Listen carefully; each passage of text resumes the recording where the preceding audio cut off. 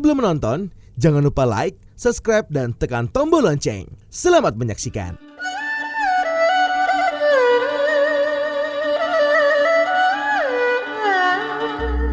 Dewan Kehormatan Abadi Perhimpunan HK Indonesia Sejahtera Profesor Dr. Topan Gayus Lumbuun SHMH mengapresiasi suku Tionghoa Indonesia yang ikut andil dalam mendirikan NKRI. Hal tersebut disampaikan Hakim Agung periode 2011-2018 itu saat menyampaikan kata sambutan dalam acara perayaan Cap Gomeh 2023 yang diselenggarakan Perhimpunan HK Indonesia Sejahtera di Sun City Restoran. Berikut Eljon Media telah merangkumnya untuk Anda.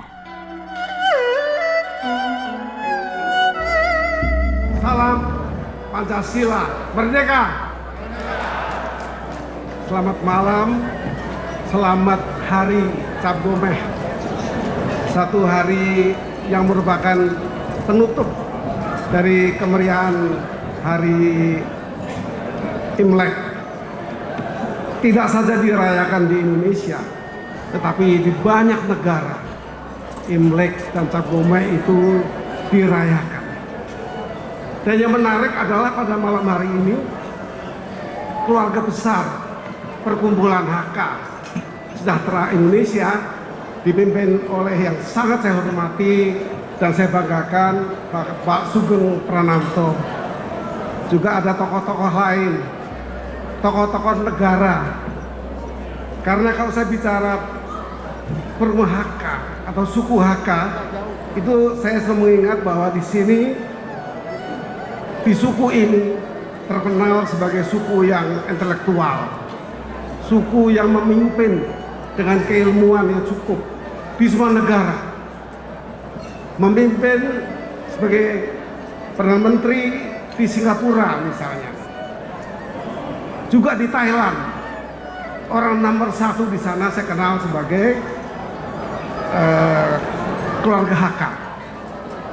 Saya juga ingin menyampaikan sedikit kebanggaan saya, kebanggaan kita semua sebagai warga HK, bahwa kemerdekaan Republik Indonesia tidak terlepas dari keluarga keturunan Tionghoa dan mewarnai sampai hari ini. Banyak tokoh-tokoh yang sudah memimpin Indonesia. Di sini banyak tokoh-tokoh nasional. Ada Sekjen Partai Demokrasi Indonesia Perjuangan, Bapak Dr. Insinyur Hasto. Masih ada banyak lagi, ada Bapak Usman Sabta Odang. Tokoh-tokoh negara yang pernah menjabat di jabatan tinggi sebagai Wakil Ketua MPR RI. Di sini di keluarga HK ada Bapak Tahir. Bapak Tahir juga menguasai perekonomian yang luas. Dan saya tidak sebut satu persatu, tetapi kita semua tahu tokoh-tokoh HK, ada Pak Basuki Purnama dan yang lain yang mencatat, menorehkan catatan penting buat negara ini. Kalau saya bicara kepada tokoh-tokoh nasional pendiri bangsa ini, maka saya mencatat ketika kita memulai memiliki kepanitiaan kemerdekaan, di sini ada 4 perwakilan dari keluarga Tionghoa. Saya sebut namanya, misalnya saja ada Ui Tiang Cui, Ui Chong Hao, Master Interretan, Sarjana Hukum Tan Eng Hua. Satu perwakilan dari keturunan Arab, saya sebut di sini adalah AR Baswedan. Saya tidak tahu kepanjangannya dan apakah beliau ini juga keluarga dari mantan gubernur kita yang lalu. Tapi di sini tercatat juga satu perwakilan peranakan Belanda yang bernama P.F. Dahler. Artinya bahwa perwakilan dari keturunan Tionghoa mewarnai cukup banyak. Yang lain satu-satu. Tionghoa menduduki 5 nama dari antara hampir 60-an panitia persiapan kemerdekaan. Kemudian saya juga ingin menyinggung sedikit bagaimana keluarga besar HK Indonesia Sejahtera ini menghadapi pemilu ke depan. Saya bangga dan saya senang sekali kehadiran sahabat saya Dr. Insinyur Hasto Kristianto.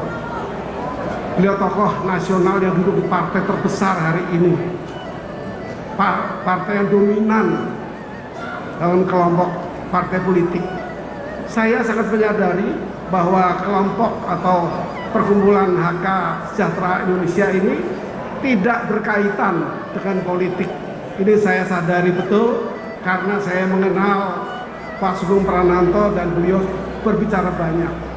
Konsentrasi lebih banyak kepada bagaimana di bidang atau di sektor ekonomi. Karena ekonomi memang merupakan bagian terpenting di sebuah negara.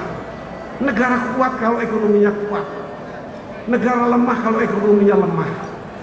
Oleh karena itu, mari kita mengkontribusikan kekuatan kita di sektor ekonomi sesuai dengan tujuan perkumpulan ini. Namun demikian, saya akan memberi pandangan sedikit bagaimana kedudukan warga negara di dunia yang memang dunia ini dikuasai oleh kekuatan politik di negara manapun. Politik yang kuat akan merupakan kekuatan negara juga yang solid. Nah, kalau saya bicara kekuatan struktur politik, artinya struktur kekuatan dua kelompok masyarakat dalam kelompok kekuatan politik itu. Yang pertama, saya akan memperkenalkan satu teori mengenai suprastruktur politik. Suprastruktur politik adalah warga negara yang berhasil masuk kepada struktur ini. Isinya adalah pimpinan negara, presiden dan kabinetnya, Mahkamah Agung dan seluruh jajarannya, DPR RI, perwakilan rakyat Indonesia dengan jajarannya, nantinya akan berkembang pada MPR atau Majelis Permusyawaratan Rakyat Indonesia. Itu semua suprastruktur politik. Sedikit sekali di sebuah dunia orang bisa masuk ke lembaga-lembaga itu. Tidak banyak orang bisa memimpin di lembaga pemerintahan, di sentral pemerintahan yang bernama kabinet, dipimpin oleh presiden. Tetapi kita berhasil. Warga keturunan banyak sekali yang memimpin sejak kita merdeka dan persiapan kemerdekaan juga. Yang hadir di sini pun banyak dari tokoh-tokoh yang sudah mencapai ke sana. Pak Usman Sabta contohnya, beliau hadir di sini, suatu kebanggaan kita juga kalau beliau pernah memimpin MPR RI pada periode yang lalu. Jadi memang suprastruktur politik ini menjadi kekuatan. Yang lain adalah infrastruktur politik.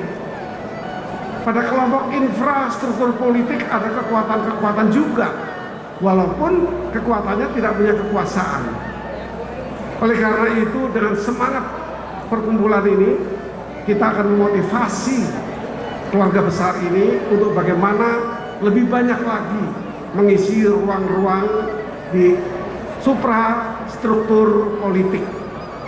Karena disinilah kekuatan negara untuk membangun negara itu sendiri. Sementara infrastruktur memberikan keseimbangan, memberikan dukungan, memberi kekuatan. Di sini saya kenal sahabat saya Pak Murdayapo, bersama saya juga pernah di suprastruktur politik di DPR.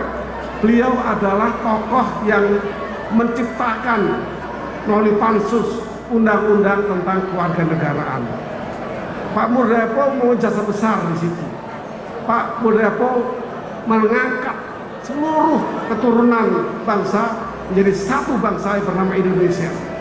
Ini Pak Murdayapo yang bersama saya di periode tahun itu. Jadi masih banyak lagi. Kita masih perlu motivasi kita berikan untuk keluarga besar HK Indonesia Sejahtera dari infrastruktur mempersiapkan diri untuk masuk pada suprastruktur politik dengan semua kekuatannya. Akhir kata saya menyampaikan selamat menikmati malam Cap Gomeh, satu kenangan yang luar biasa pada malam hari ini, demikian mewah dan dihadiri oleh banyak tokoh-tokoh bangsa, baik dari infrastruktur politik, orang yang menguasai perekonomian, juga ada sebagian dari suprastruktur politik. Demikian saya akhiri sambutan saya. Terima kasih untuk kesempatan ini. Selamat malam dan selamat menikmati kebersamaan. Demikian, terima kasih.